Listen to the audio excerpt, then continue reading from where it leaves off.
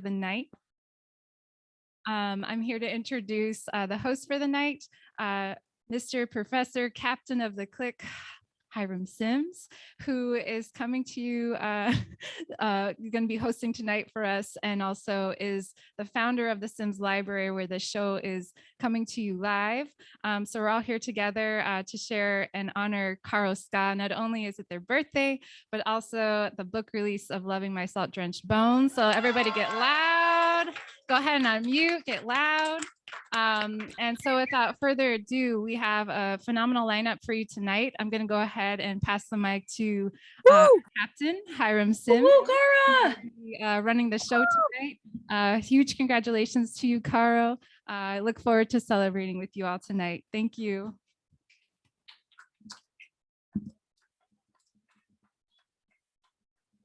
Down here like it's The Price is Right.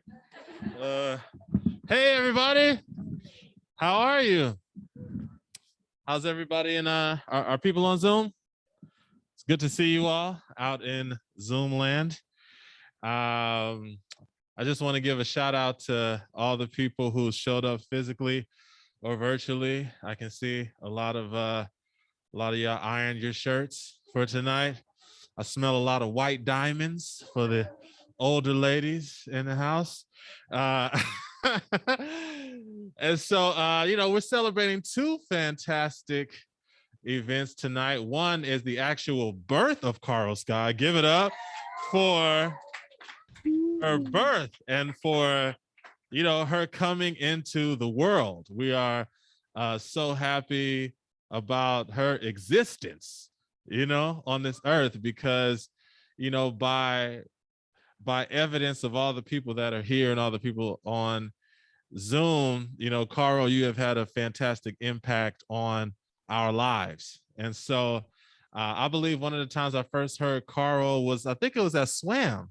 And so I think I featured that night, and then Karo got on the mic and did better than me. And I was like, you can't do that.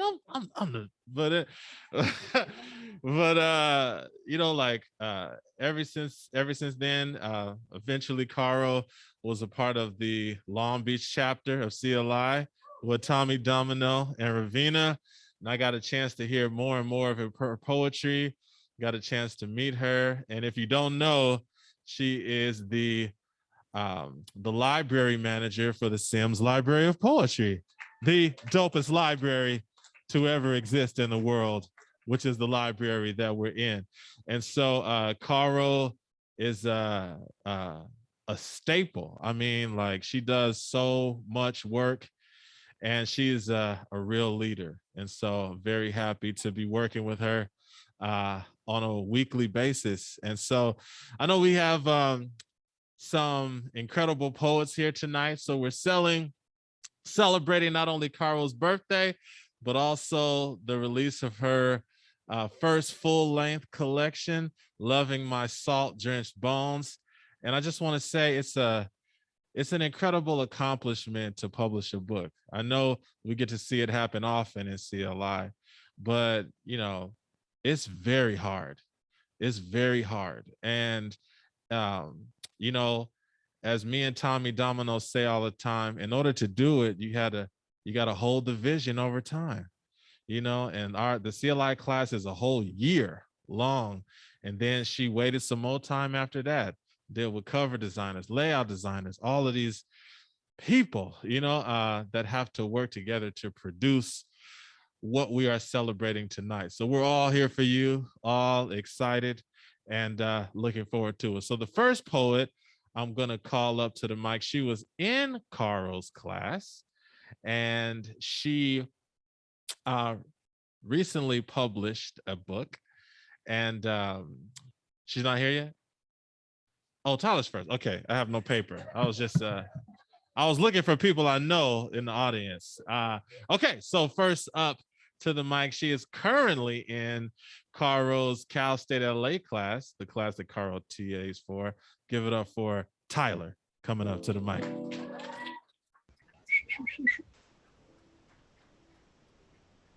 Thank you, Hiram. And I have not written a book yet, but I am working on it. So stay tuned for that one. But I'm quite honored to be here. Can you hear me all right? So I am in Karo's Yeah. class, and we really bond over our passion for talking about mental health and our struggles with it. So in honor of that, today I'm going to share a couple of pieces. This first one's called My Depression's Mantra. And when I was a child, I didn't have the words for depression. No one talked about it. So instead, I pictured the negative talk in my mind to be the monsters that I saw on DVDs at Blockbuster. Hopefully, everyone here remembers what Blockbuster is. Cool. So, in honor of that, this is my depression's mantra. The boogeyman is me, the one hiding under your bed, the one stalking you at night, waiting patiently for the right moment to strike. I am the monster. I am the fright. I am the haunted and the haunter, the phantom lurking behind a mask, the ghost that can't be busted, the monster that can't be mashed. The blood-sucking vampire lusting to drain out your life, the soul that becomes a werewolf when the moon is full and bright. I make the thriller. I am Friday the 13th. I designed the ghoulish, grueling games to play with your mind. 7 days I give you before your life is out of time. I am the witch that cackles, cursing all your dreams. I am your own precisely personal Michael Myers on Halloween. I know every scare, every trick, every treat to send your mind spiraling down into triggering nightmares of deceit. And though you try to run, though you try to hide, I am the it lurking in the gutters, waiting for you to pass by. Thank you. Thank you. And for my last piece, thank you. I've been struggling with mental health pretty much all my life, and I just turned 30, and I will say this is the most at peace I've ever felt. So I just wrote this piece last week to piggyback off the last one, and this is my self-love mantra. The warrior is me, the one that villains dread, the one they call the dark knight, waiting patiently for the right moment to take flight. I am the protector. I make the light. I am the defender and the damsel, the sidekick veiled behind a mask, the captain that can be trusted, the Hulk that can't be smashed. The wed slimming black widow fiercely in love with my precious life, the soul that becomes a sailor scout when the moon is full and bright. I make the marvels. I, an iron woman. I design the gallant, glorious gems to infuse in my vision and mind. Every day I avenge myself by taking life one step at a time. I am the sorcerer that soars towards all my dreams. I am my own precisely personal superhero on Halloween. I know every spell, every trick, every treat to send my mind spiraling down into affirming self-compassion, so kind and so sweet. And though fear is hard to outrun, though depression's reach is wide, I am the guardian of my galaxy, choosing to be brave and fly. Thank you so much. Thank you, Karo. Congratulations.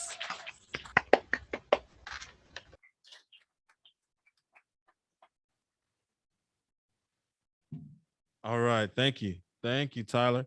All right, next up, these poets, they have bios, because they do important things in the world. So I'm gonna read their bios. Brenda Vaca was born in Huntington Park, California, and raised in South Whittier to a Mexican family where the apostolic and Roman Catholic traditions were hardcore influences.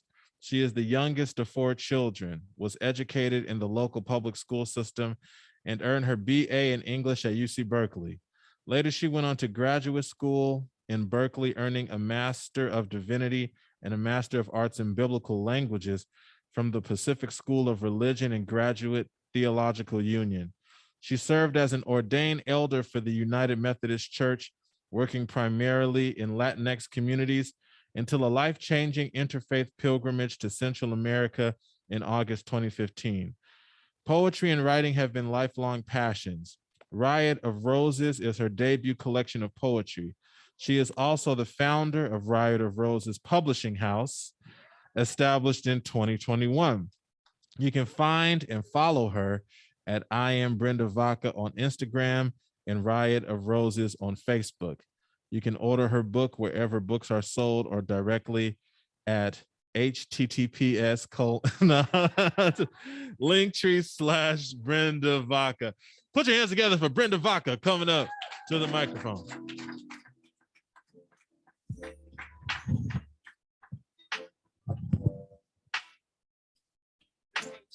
TP, yes, yes. Karo, do I need to change this? Am I? Oh, bless your heart.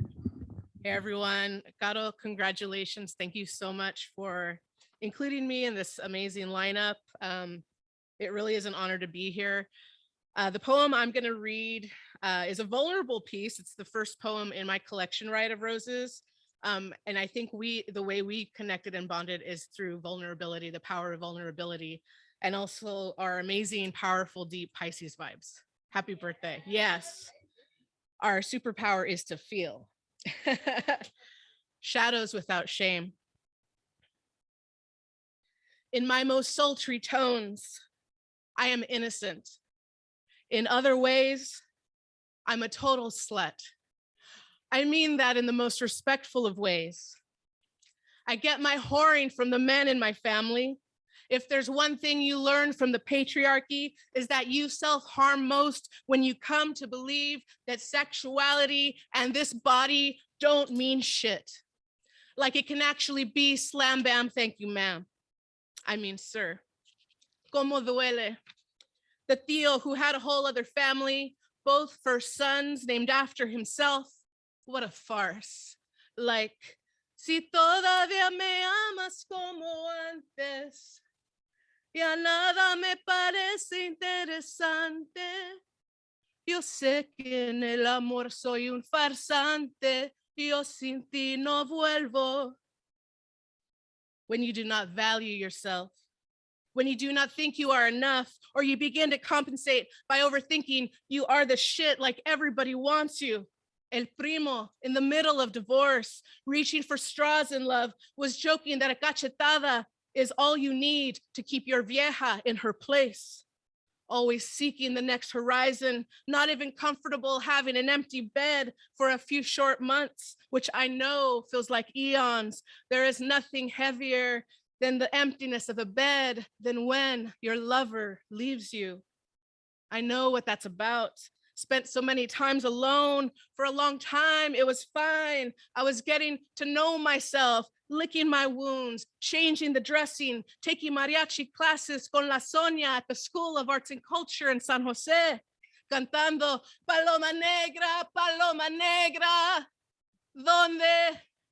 ¿dónde andarás?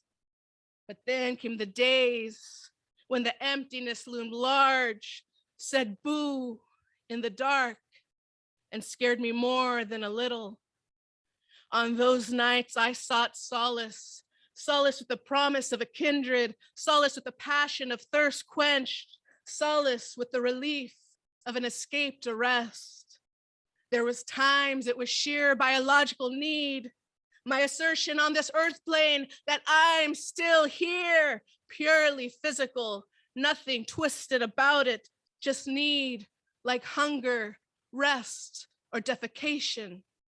At other times, it was a self-mutilation, trying to understand the original wound, the one that defies language. Some things, all they can do is sit, bring it to a boil, mommy says, lower it and let it stew. Left unsaid and set loose on the wind. In those moments with moon high in sky and sun well below, I could see my shadows without shame. I could taste the anxious bile wet on my lips. I could smell the stench, putrid and rotting. I could feel brave, brave enough to sit and stare as the truth glides into focus, see myself standing there, vulnerable and innocent, if even for a moment. Yes. Thank you. Congratulations, Karo. Thank you, Brenda, author of Riot of Roses. Incredible book. All right. Next. Hi, Papa. Oh, somebody said something on Zoom. Hello. Did somebody say hi, Pop? Is that my kid on there? Okay. Yeah. Have children on Zoom. Make sure if you're my child, hit that mute button, or you're getting a whooping later. All right. All right. This next brother I'm calling up to the mic. I'm gonna read his bio because he sent it. But I could say, he said, no, I don't have to. Okay, all right. This guy, he's incredible. He's my friend, and to me, he's one of like the greatest supporters of the work that we do in CLI that we have ever had. And you know, he published a book on World Stage Press. He was season 4 of CLI, and he published a book on World Stage Press called Hot Wheel Track Switches and Extension Cords. And if you don't know what that is, just visit a Black household and you'll find out that that's what we beat our children with. So, but in addition to that, Tommy Domino has been to like every single book release, you know, in the past 5 years. Like, that's how supportive of a human being he is. And it's a real blessing to have had Tommy in my class and now to be celebrating the publication of a student that was in his class. So without further ado, please put your hands together for Tommy Domino coming to the mic.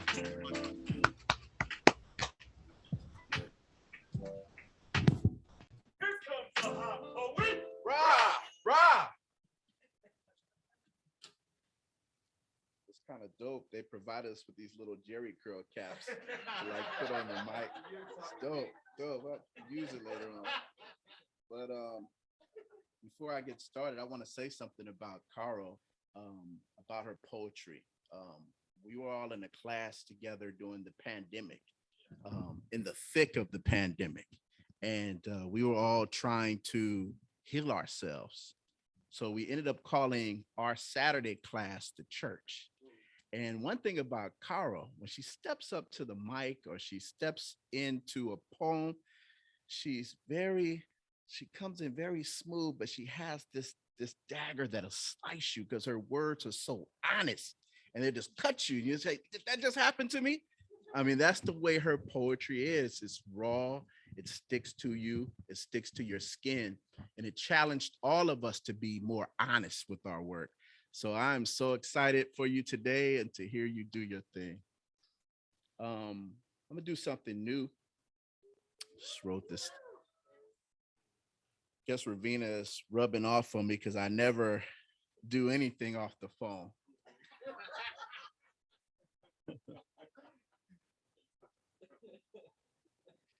Poetry is everything. It is my life, my wife, the roadmap leading away from my strife. It is the knife turning, introverted, burning words I can't seem to express with tongue. It is that one thing that cannot be repulled, repugned, repossessed. It captures the essence of what is left of me after the flames. The petrified soul, it's the asshole always trying to please folks. The tease that thrives on attention. It's the anxiety, the tension I feel at 3 a.m., sweating profusely. That piece I wrote on the receipt or a loose leaf piece of paper. Lost like a sock in the dryer. It is the choir member confused by the gospel. It is the hostile side that hates to look bad, likes to look good. It is the wrong rag in the wrong hood. I'm just simply misunderstood. But I find clarity chopping this wood with this pen. It's the sins I can't erase. The stiff face made after hours of Zoom fatigue. It is the air and the breeze, the sweetest release. Poetry is everything. All right. Yay. Yay.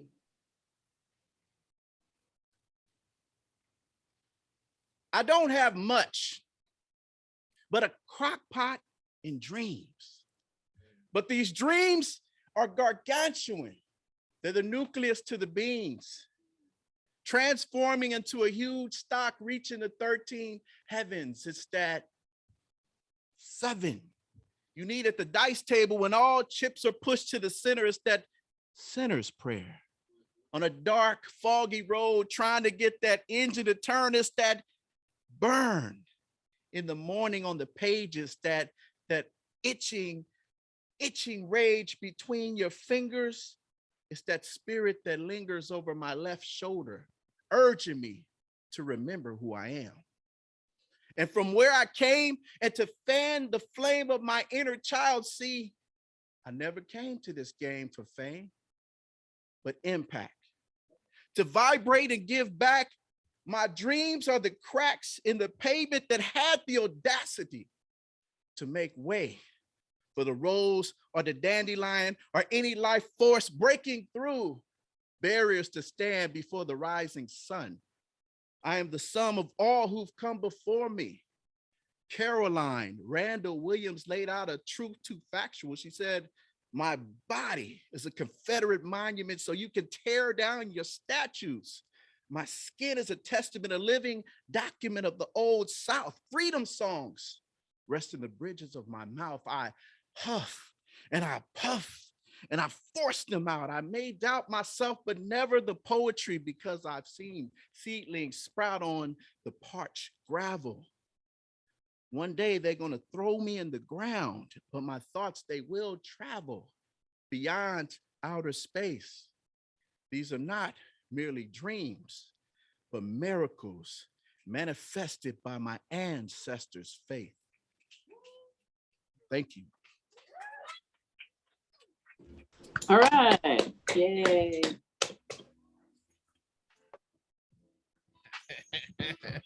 Tommy Domino. Hey, Felicia. Thank you, Tommy. You can get a copy of Tommy Domino's book on worldstagepress.org. Check it out. All right, we got a few more poets. Next poet I'm calling up to the mic is Andy Sanchez. Andy is a Mexican poet, author, and advocate. He immigrated to the U.S. at the age of 5 and grew up in Southern California and Las Vegas, Nevada. Andres moved to Los Angeles, California 7 years ago. His book, This Body, was released on December 16th, 2020. And one thing I also want to say about Andy, in addition to being a teacher, teaching the national chapter of CLI, which is incredible, you know, Andy is really like the co-designer of the program itself. You know, after he went through the program, Andy was like, Hiram, you need some help. So Andy came to my garage and we just sat the original location of this library. He came to my garage and we just redesigned the program. And what I love about Andy is he just has a desire to make everything around him better and better and better and better. So please put your hands together for Andy Sanchez coming up to the mic.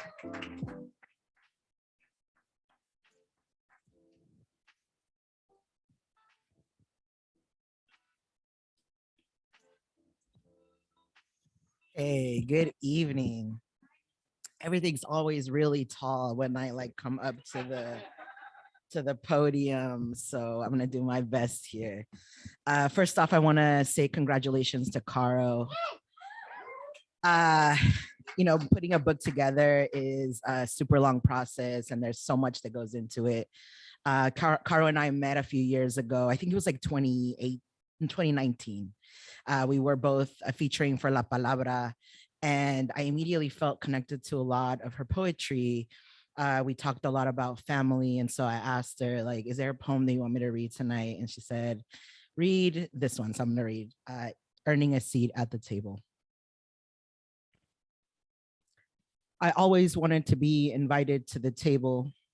Mothers putting their hands in masa, fingertips tender from holding the stems of chiles and turning tomatillos for salsa verde that I enjoyed as a child. As I coughed through the fumes, my mom would say, vete a jugar, go play. Women bonding, meal prepping over the heat of a 4-burner stove, laughing and sipping on cerveza in between breaks to wipe the sweat from their forehead and upper lip. Listening to their conversations was wisdom wrapped in corn leaves, savory and spicy, meaty and fruity, all a good balance for how to stay strong amongst the men. The men sitting outside huddled over a cooler full of cheap, intoxicating cans, more water than alcohol, laughing through their escapades as young men reminiscing about the women they got away too afraid to admit maybe. They were just too ordinary for their liking, trying to outdrink each other, acting like fools when 4.4% alcohol went to their heads, all lessons in masculinity that I want to stay away from. I am invited to the table now. Cerveza to my left, curses rolling off my tongue, hand on knife, chopping onions. No children to teach these lessons to because I am still unlearning the damages of patriarchy, still searching for healing in the food that nourished my body as a child. I partake in conversations that bring me closer to my roots. La comida está lista. The food is ready. Everything stopped for a minute. The men broke up their circle. The women served the men first, then the children, then themselves. Being invited to the table also meant I had to learn to put myself third. Forgive lovers for cheating, live in secret when lovers weren't ready to give me their heart, put the abuse of men in the past, forgive my father for his drinking and his absence, begin to forgive my brother for his ignorance, forgive my body for wanting to be everything that had always oppressed me. All these lessons taught by strong women, knowing how to take the heat of it all, pushing through despite the drip over their brow, living with the weight of calloused hands. We sit and eat what the fire cooked for us, talk over each other, laugh through the clinks of silverware against plates, savor the masa in between our teeth, provecho and salud, used interchangeably while reaching for a little piece of home. Thank you. Congratulations, Karo. Can't wait to read your book. Thank you, everybody.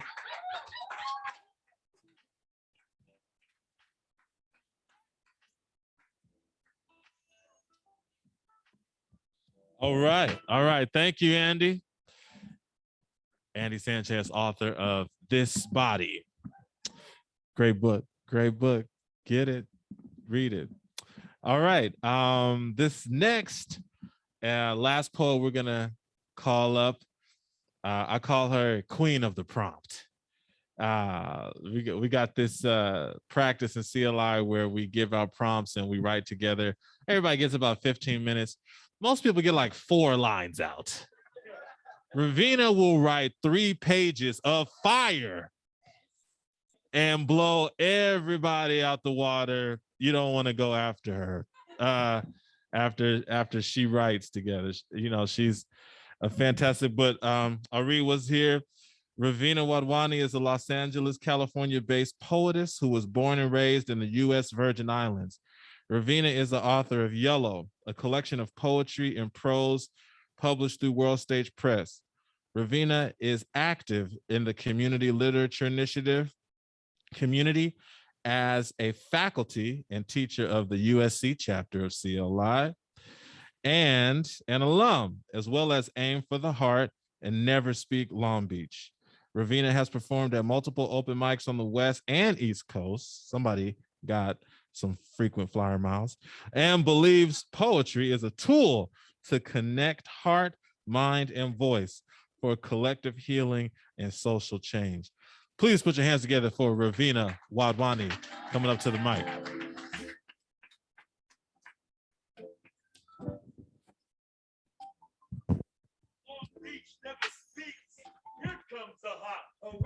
Rah, rah. Thank you. Thank you. First of all, congratulations, Karo. I'm going to say it again because writing a book is a huge challenge. And it's your birthday. So I can't even imagine that rebirth, you know, it's just the beginning. So I wanted to just kind of talk a little bit about my journey, getting to know Karo. I remember once I told you that your poems remind me of Desiree de la Giacomo's poems, but now I see poems and I'm like, that reminds me of Karo Ska's poems. And I'm just so honored to call you a friend, to call you a peer, and to just have seen you, your work just grow and flourish. And I'm so excited for the rest of the world to hear it. Something I've always admired about your poetry is the way you talk about identity. So I wanted to, it kind of inspired me to bring in 2 poems today to read to y'all. So this first poem is called This Is How We Bury Her.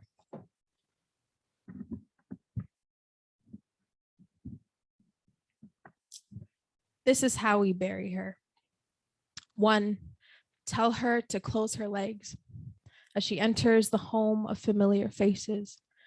Tell her to sit upright, spine aligned perfectly, bones sitting pretty one under the other. Tell her to quietly swallow her voice. Hide the tears that burst at the seams of her pain too. Tell her that her skirt must fall below her knees, that she is not entitled to the curves of her own body. Tell her to straighten out the speed bumps, strip her of her innocence. Tell her to use her hands to write papers and to use them to shave, tuck, fold, stir, clench, hold, shake hands. Tell her to hold trauma in her fingers that is not hers. 3, tell her that her mind is not enough. And if her body cannot fit, and if her nose is too round, that means she is not enough. Tell her that her growing body is asking for too much. Tell her that her stomach is growling too hard. 1 plate is enough. 4, take her voice away, then ask her why she gives you silence. Take her choice away, then ask her why she did not mention anything about it. Tell her she is growing up too fast. Ask her to cover up her femininity when it is pouncing out of her skin. Tell her she is merely a chapter, but expect the whole book. Tell her she must make room. Then ask her why she does not take up space. Ask her to hold, to suck it, to tuck it in, and ask her why she forgets to breathe. Put her through a tornado and ask her why her hair is so unkempt. Give her your burden and ask her why she hasn't slept. Tell her to cross bridges she isn't ready for and ask her why her knees turn weak. 5, draft her to serve food to your guests and then to serve herself last.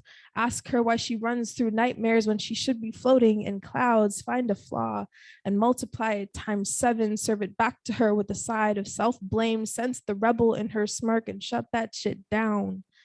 Scan her whole body with your eyes when she does not ask. Tell her to hide but show her off like a prize when she reeks of accomplishment. Tell her to fill her cup with your dreams and refine, readjust, and realign hers to fit the gaping holes that exist in your narrative. 6, watch as she withers and folds into fetal position. See how she crumbles to dust. Watch how they spread her ashes across oceans and have the audacity to ask her to swim. Thank you.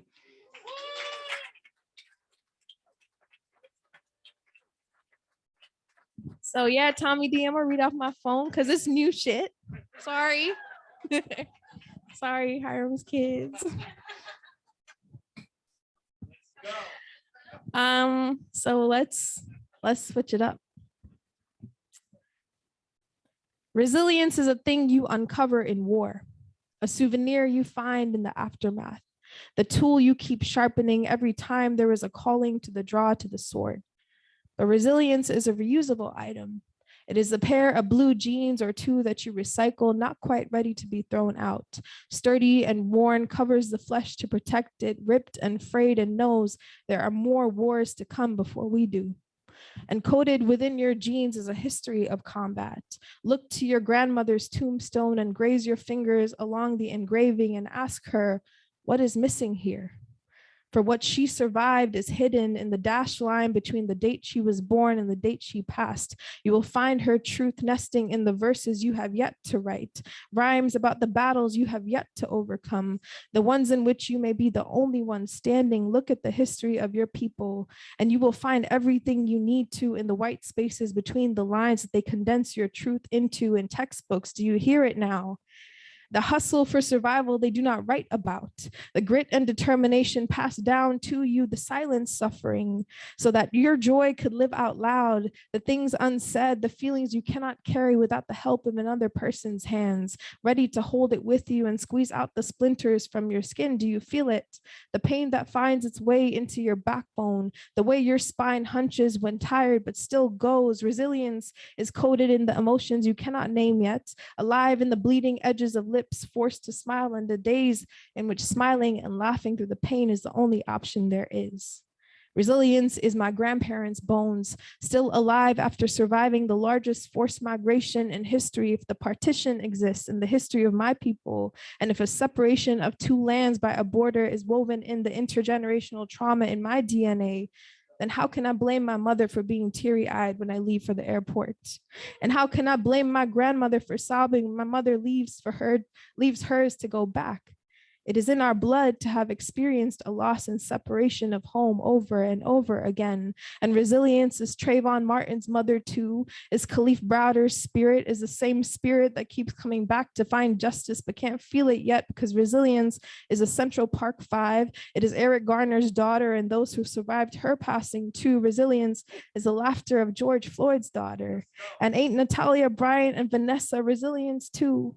Resilience is the gift we did not request but falls into our laps, knowing we will need her. It is a reminder that we are all connected because it is the one thing to help us find each other, to weather the war every time. Thank you.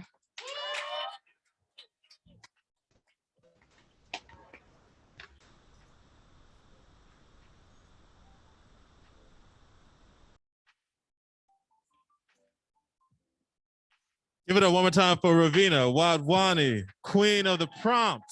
Queen of the prompt. Cussing in front of my kids on Zoom. All right, so there's a short poem I want to recite. It's on a mural outside of the library. It's called Dreams by Langston Hughes. It says, hold fast to dreams, for when dreams die, life is a broken winged bird that cannot fly. Hold fast to dreams, for when dreams go, life is a barren field frozen in snow. And so tonight we are celebrating a dream accomplished, right? You know, we're sitting in a library with 7,000 books of poetry, and these are 7,000 accomplished dreams. And so we have the privilege of adding one more of those dreams to the shelf. And I just think, you know, on nights like this, you know, we're celebrating the fact that we're really doing forever work, you know, because people don't throw books away. I have in my pocket, I was teaching at CSUN earlier today, and I brought with me a copy of Langston Hughes's book that was published in 1926 called The Weary Blues. So this book is almost 100 years old. You know, Langston Hughes dead and gone, but I wonder if he just imagined, you know, that 38-year-old Black dudes would be holding his book 100 years later on Crenshaw and Florence. He published this in Harlem, New York. So this work that we do in publishing books, you know, in the words of Peter J. Harris, we are speaking to the ages. You know, we are speaking to the ages. And so I'm so proud of the book we are celebrating tonight. And so now, the woman of the hour, right? The one we've all been waiting to hear. She is the TA for the Cal State LA chapter of CLI. She is the teacher of the 44 poetry class here at the library. She is the manager of the Sims Library of Poetry. She is celebrating her 35th birthday today. And she is the author of Loving My Salt-Drenched Bones. Put your hands together for Karo Ska. Coming up to the microphone.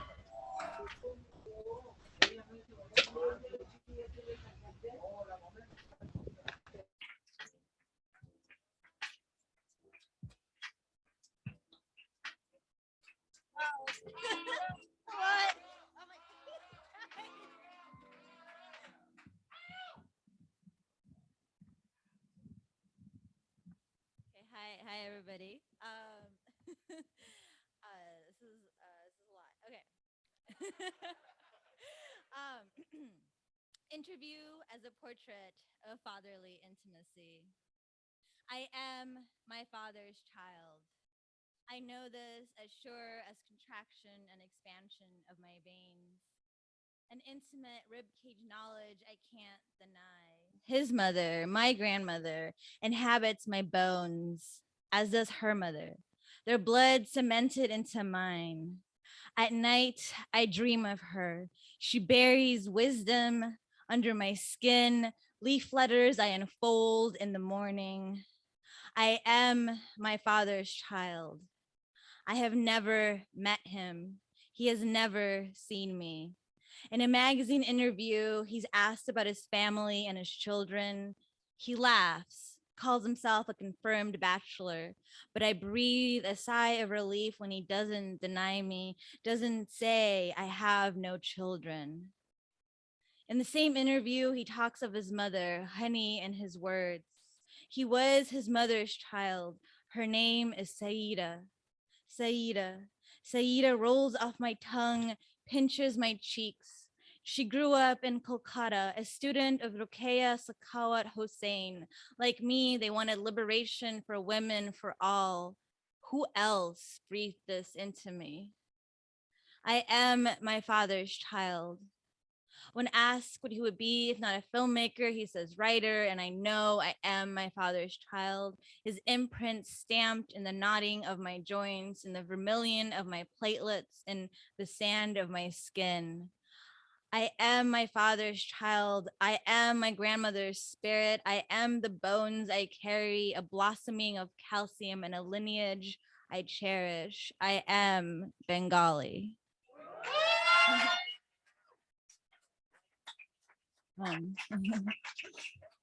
Thank you, everybody.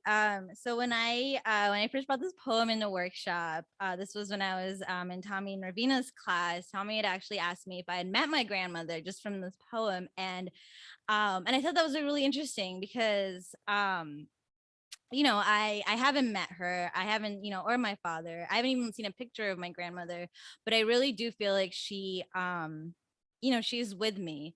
And I feel like I had a kind of a hard childhood growing up. Like I never really connected with my mother, even though, she's the person that I grew up with for 18 years. I still somehow feel more connected to my father, to that side of my family. And I really do feel like my grandmother's spirit and her ancestors are here with me. And I think that is why I'm still here today, because and I really I hear them in my bones. So now I'm going to go ahead and dive into a poem about my mother. A map of my mother's pain. My mother almost died at 16. A motorcycle split her head open. In a coma for 4 days, the doctors gasped miracle when she awakened. Years later, she showed off the damage. She parted her hair and said, "Look, this is my scar." I ran my finger over her ridge, mapping the geography of her injuries, history, wanting to find the cartography of why she never played with me. It's neurological, she claimed, denying how her sadistic mother, her alcoholic brother, her abusive husband erased the coordinates of her joy. My mother healed the invisible scars her spirit bore with an island of volcanoes and a lava of prescription pills until the magma buried her alive. I'd come home to find her lying on the couch, an ember without any fire. Lacking friends or hobbies, she hobbled hollow through life's paths, following an outdated map. The things we deny are misguided directions getting us lost. So here's my truth. A nautical chart of my mother's depression, how nothing I did could light up her eyes. I am the child she wished she had aborted or given away, but how could she relinquish what she carried for 9 months when it was in her arms suckling her breast? Instead, she abandoned me in pieces, her spirit dying before my eyes. She denied me a mother, denied me a childhood, yet here I am, drawing a new map where I embrace the cliffs of my pain and plot the coordinates of my joy. Cliffs I no longer fear and coordinates no one will dare erase. So, thank you. I carry a lot of grief about my mother. I lost touch with her about, I think it was like 8 years ago. And I actually tried to get back in contact with her and I was unable to find her. And I was actually, part of me was hoping that this book may have been about how we reconnected, but that is not how things turned out. And I've done some therapy and I've made, I've made peace with that as much as I could. And I think a lot of it, me making peace, is also me writing this book. So thank you for holding those poems for me. I'm going to switch it up a little bit. And so I love poetry. I really fallen in love with poetry, but before poetry, and still today, I was and am into anti-hierarchical community organizing.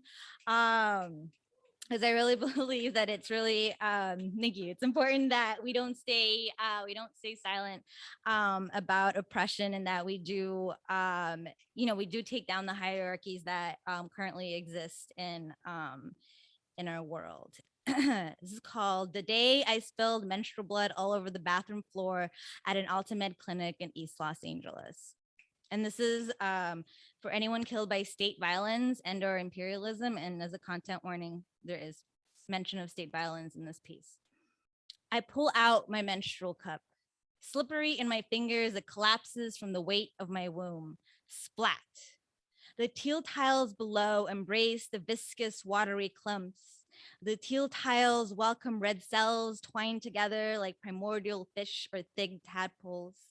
Blood scurries down my thighs, a vermilion creek of wounded wisdom painted on the floor like a Jackson Pollock painting or a Rorschach's test. What do I see? A moth, a butterfly, my grandmother's face.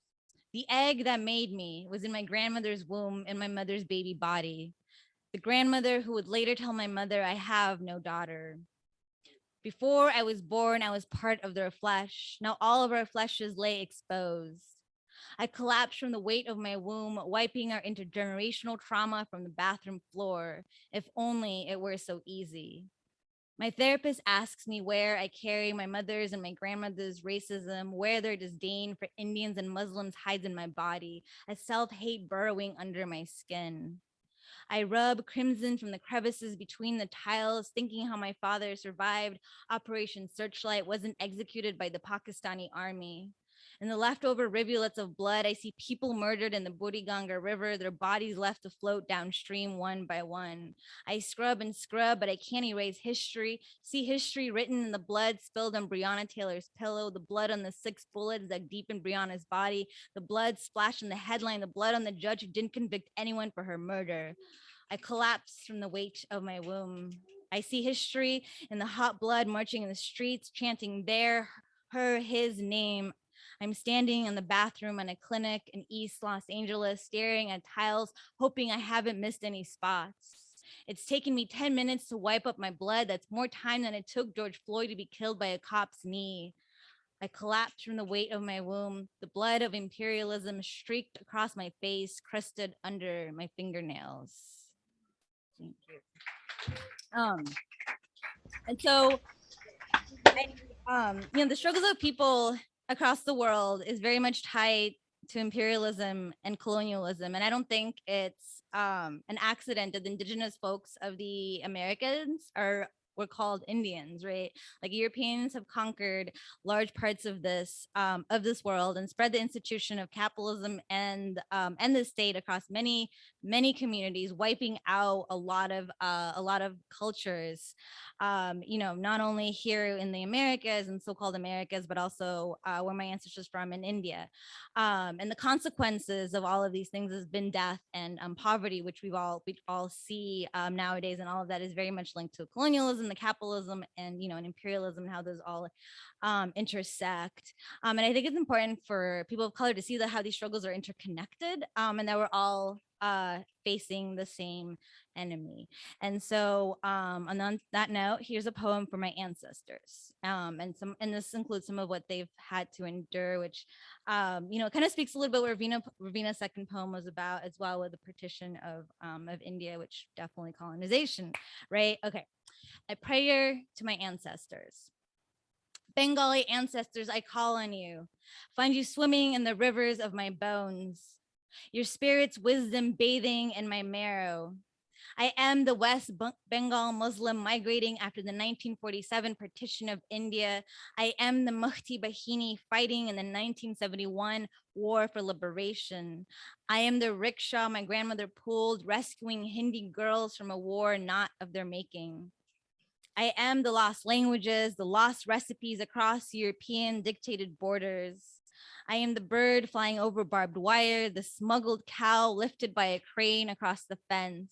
I am the refugee craving a spot to call home.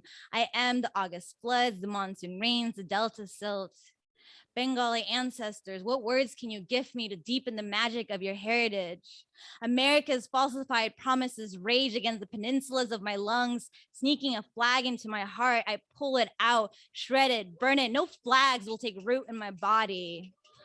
I am made of people, not nationalities. Ancestors, we looked at the same sky, conversed with the same moon. Now I dream with you. I dream of a world breathing free without shackles, chains, and police knees. Ancestors, you conjured my body into being, protected me, held me when no one else did. In your eyes, the ones I see reflected in the mirror, I see a future not yet ready, waiting to be born. And I hope I'm making your dreams come true.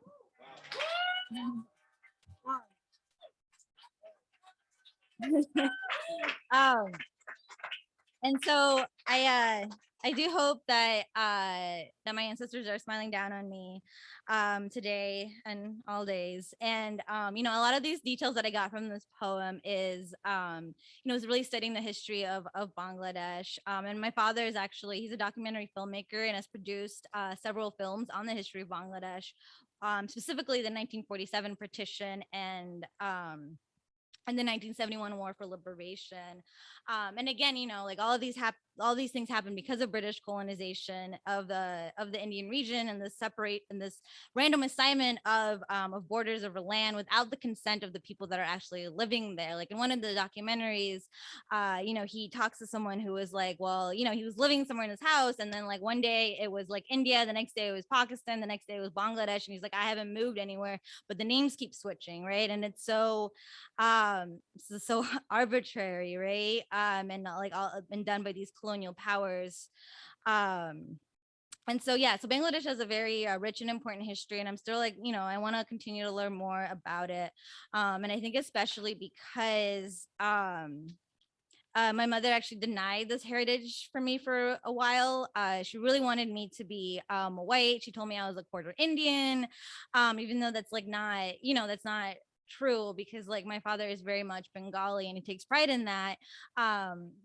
And so those distinctions, are important to him, but weren't important to her because, she as this white woman. And so this brings me to this poem. At urgent care with my white mother. She watches me check other under rays, squirming in the plastic hospital chair. Her eyes heat and narrow. She says, her voice high pitched, check white, you be seen faster. I taste bitter blood in my tongue, my bones shrink, my cheeks flush, my grip on the pen tightens. I ignore her. I will not allow her to erase me. Yeah, I'm white, but I'm also South Asian, brown hued, sand stained. I'm my father's child as much as hers.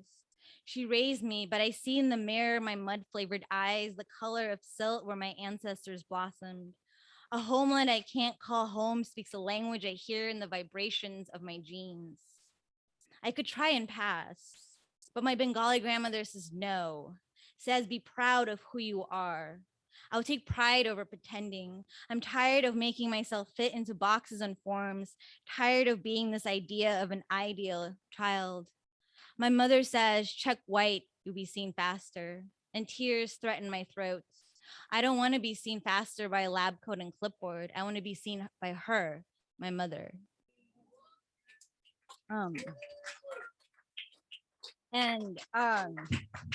So yes, I definitely have some like mommy issues, and a lot of my book talks about my mother. Like I did one of those things where you like I did a word cloud for my book, and like mother was like straight center really big because I think that's the word that I use the most throughout my book. So yeah. So one of the other things I discuss in my book, and this is how me and Tyler are connected, is mental health, right? And so I've gone through some trauma in my early childhood, both because I was raised by someone who was emotionally absent, and also because I was sexually abused as a child by my stepfather.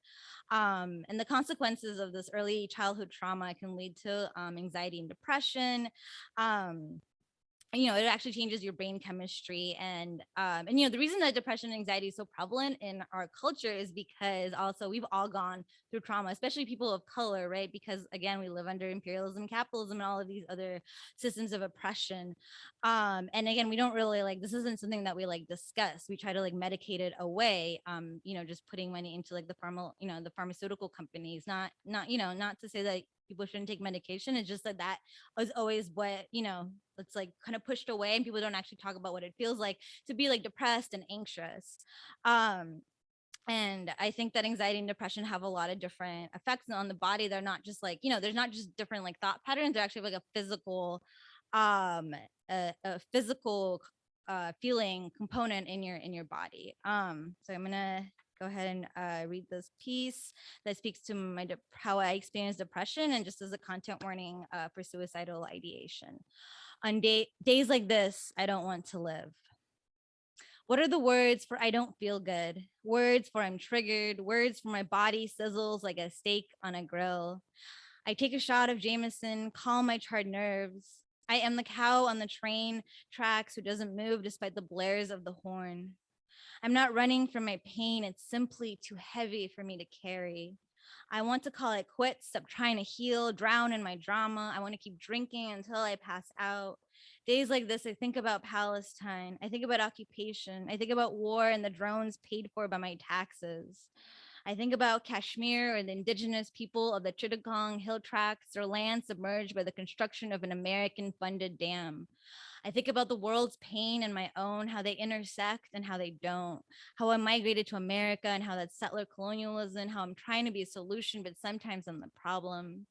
I crave a connection to a land I can call my own, a land that will welcome me. I'm trying to heal, so I have the strength to fight for a liberation. I'm meditating, practicing yoga, drinking tea, breathing intentionally. But some days I fail and pray to a bottle, pray for the spirits to calm my ravenous flesh. Sometimes it's the self-destructive habits that make me feel better. I am not perfect. Days like this, I don't want to live, but the ancestors in my blood tell me it's not my time yet. They give me a home where I'm not a piece of meat, but a bird of prey with a nest of hungry chicks. And so yeah, I think this piece speaks to not only my depression, but also the intersection of the larger structures of systemic oppression, including toxic masculinity and patriarchy. And as a so as a survivor of childhood sexual abuse, for a long time, my idea of sexual consent was skewed. And this learning to assert my boundaries is still something that I'm working on. Again, going to therapy for that. And so, I'm sorry, I'm gonna cuss, but fuck all the abusive men out there, and how they take advantage, because they do. And this next piece is for all the survivors out there. And the content warning for non-consensual encounters in this piece. I can't love like a wild animal. Once I was a lion prowling savannas seeking prey. What was love if not teeth piercing skin, digging into soft tissue, slurping up blood? Once I was a starving seal swimming under melting ice, ready to eat anything that floated by. Once a friend asked me if he'd give me a massage, and I said okay, and it turned into more, and he didn't ask, and I didn't know how to say stop. Once I was a turtle without a shell, all flesh, no heart, and I was left in the sun to dry out, and I knew I couldn't love like a wild animal anymore. Couldn't wake up on couches after drunken poker nights in the arms of men who ate my lips for breakfast without consent. Hunt by hunt, I discovered the wildness of my howl and how it didn't have to be a call for a mate. Claw by claw, fur patch by fur patch, I grew not less feral, but less fearful of the beast roaming the woods of my bones. Now I crave borrowed connections and a hole in the ground I can call my own, a self-love not built on the brutal urges of men. Thank you. So I just have a few more poems for all of you. And I'm going to switch it up a tiny bit here. So something else that I discussed in my book is my gender identity. So I don't identify as a woman and never have. And I feel like this confuses people because they so much perceive me as a woman. And I do believe in the power of the feminine, but the binary categories of men and women, how it's determined so arbitrarily, and how not everyone falls neatly into these categories. Anyway, I'm gonna go ahead and read my non-binary femifesto. I am afraid that when I write a poem about my womb, about how it bleeds every 28 days, you'll think I'm a woman. Short skirts, leg hair, menstruation don't define me. My vagina and clit are body parts, wet and hungry gifts from the universe. They are constellations inside my flesh. Remember that our fates are our own interpretations of the future, not a blueprint of our possibilities. I am gender fluid, a river reflecting the multiplicity of stars. Honoring my truth means honoring my femininity as not woman. My gender is not a definition, not a letter on my birth certificate, not someone's opinion or decision. My gender is how I vanquish cis galaxies and femifest a universe of infinite identities. Thank you. And then just for anyone who doesn't know, cis galaxies, CIS, this means basically someone who identifies as the gender that they were assigned at birth. This is versus like, trans folks, gender, non-binary folks, and so on. And so there's a multiplicity of different gender identities. And you're cisgendered if you are, if you're like, oh yeah, you agree with the gender that you were assigned at birth. So yeah. Okay. So this next piece that I'm going to read, I think a lot of you have heard this one. And I want to switch it up and have something a little bit more on the fun side. And and I also really do like saying shit that makes people uncomfortable, especially things that like people are uncomfortable talking about. So this one is called The Blood Magic of a Werepussy. My pussy is a werecat. Its hairy mouth salivates for the taste of a full body orgasm. It growls in warning, spits and howls in pleasure. During a full moon, it transforms, bloody and wailing. During a quarter moon, when you part the fur, you'll find it wet and vulnerable, ready to devour fingers aching for a stroke under its chin. When the moon is an unseen shadow, the werecat is happiest alone, stalking rabbits. It loves bunny whiskers, bunny noses, all vibration, no thrust, just how the werecat likes. Y'all know what I'm talking about. My pussy is a werecat. The legends have it wrong. A werecat is not always feminine. The werecat belongs to no gender, rejects any rules of the binary. It grows teeth and smashes the patriarchy, leaving no bones behind, refusing to give anything away for free.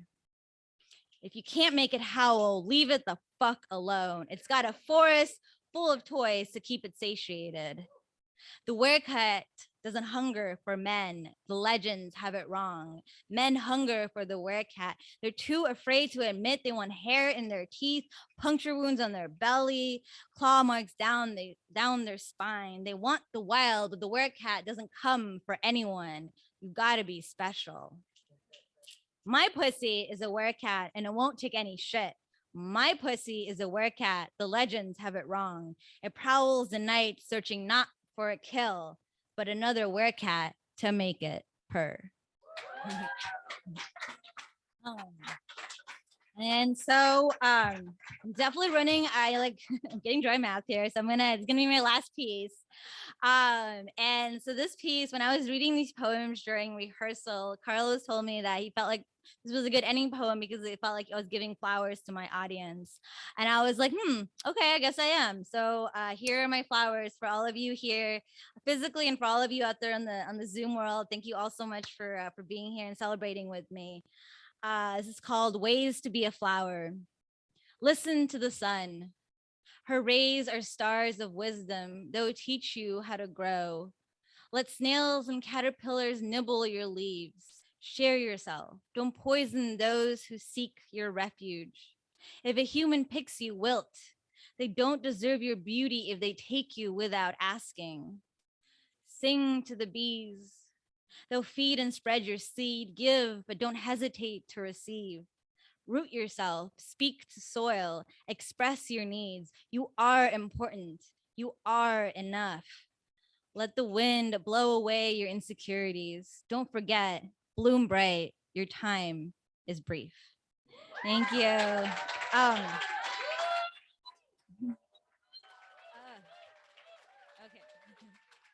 Thank you, everybody.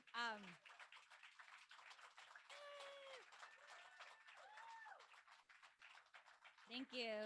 So I also wanted to say just a couple words of thanks to Hiram and the Community Literature Initiative. I think it's really amazing to find opportunities to learn outside of academic institutions. Because there's a lot of gatekeeping that goes into academic institutions, and I really wanted to, do poetry and not have to get an MFA or go back to school. And so I'm glad I was able to find community programs, and there needs to be more community programs, community education for everybody that's accessible. So I really appreciate that CLI is here to help people and help people of color publish books, because a lot of that is very much gate kept, and a lot of times the people who are publishing books are white folks, right? And so and everyone needs to have the opportunity to tell their story. And I also want to give a shout out to Sandra. Sandra, hey, because she's my coworker here at the library. We met when she came in to volunteer at the library, and then I was like, we gotta hire this girl. And so and I really just appreciate everything that Sandra has done for me. She helped me do a lot of so doing all the Instagram stuff. She kind of I still don't know how to make a reel, but Sandra's really great at it. So so if any so shout out to Sandra, and then also the World Stage Press team that Carlos is back there, Sarah, who was the World Stage Press manager in the previous times, and also Kamari Carter Hawkins, who does the marketing, and I hope, and Crystal, thank you. And I was like, I know I'm missing somebody. And Crystal, who did the the book design, the book layout, made the cover, and made the cover really really cool. And I don't know why I didn't bring my book up here, but I didn't. But you all know, you should buy a book, so then you know what the cover looks like. And the interior, that, because it's a really beautiful book. So, and then I also wanted to thank all my all the readers that came through tonight, Tyler, Brenda, Tommy, Ravina, and Andy. Thank you so much for y'all for coming, showing up, being on, thank you for being early also. I really appreciate that, because I was oh, who don't show up, so I'm glad. And I know it's traffic in LA, so thank you all for being here. And then and just for all of you that are here, and the CLI students from my class that I'm TAing now, and the CLI students that I took that were in my class last year. And so I think I'm probably forgetting some people, but I love you all so much. Thank you for being here. And I don't know if you want to say anything else, but I'm gonna walk away.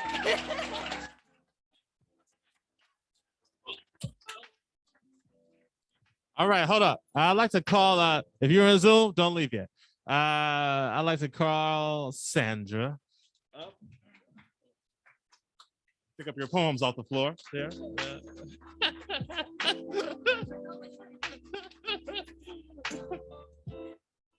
All right,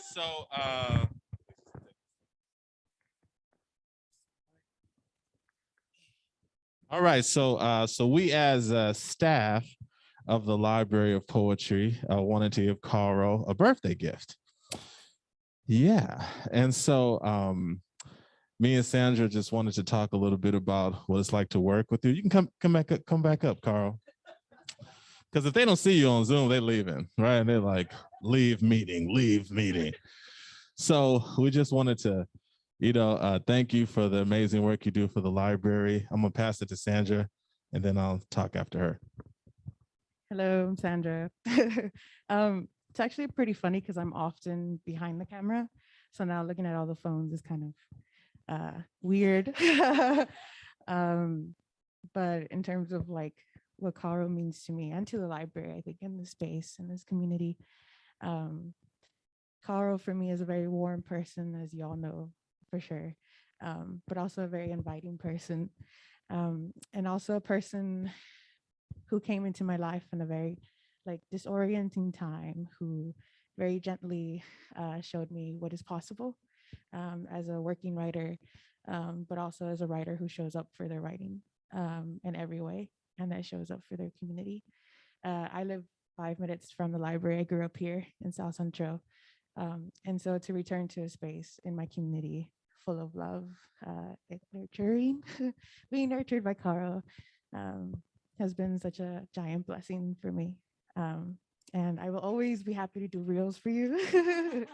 I'll do all the reels. Thank you. I'll pass it to Hiram now. All right, so I wanted to talk just a little bit about like the impetus of Karo being the library manager. I think we were having a phone drive here at the library, and so we were trying to get students to be callers. And then Karo was like, I really want to help. I'm not going to call, but I'll do other types of help. And so Karo showed up early. She like set up a lot of the like donation cards. Like during the actual event, she was just like doing all these things like that I didn't ask her to do, but that she saw that needed to be done. And I was like, there's really something special about that. And so I asked her if she might be interested in being the manager of the library, and then she accepted the job. And since she accepted the job, she has been on fire ever since. I mean, on fire. So I just want to say we very much appreciate you, Karo. We see you leading the team during the staff meetings. We see you organizing workshops here. We see you teaching the workshops. We see you taking care of the space, but we see you staying hours after your shift. We see you sweeping. We see you mopping. We see you vacuuming, like, which to me is like the real sign of leadership. Like people who see what needs to be done and are willing to do it and don't feel like any work that contributes to the library is beneath them. So to me, you're a great leader. And we were thinking about what we were going to get you. I was like, Karo's, her contribution to the library has been amazing. And we have mood check for the staff meeting. And we asked like, where's the one place that, you want to go?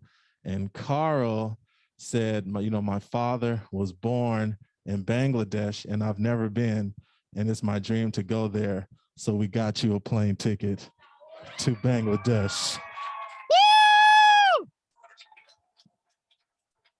So this is for you. And if you listen to her poetry, you hear it.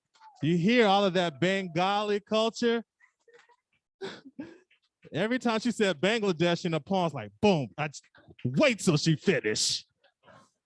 So we just want to say, we love you very much, and we're very grateful for what you do for the library. And we look forward to great things in the future. Thank you. Thank you, Karo. Thank you. You're welcome. All right. All right. Let's eat some cookies and stuff. Thank you all for coming in Zoom. Thank you all for being here. God bless you. Have a good night.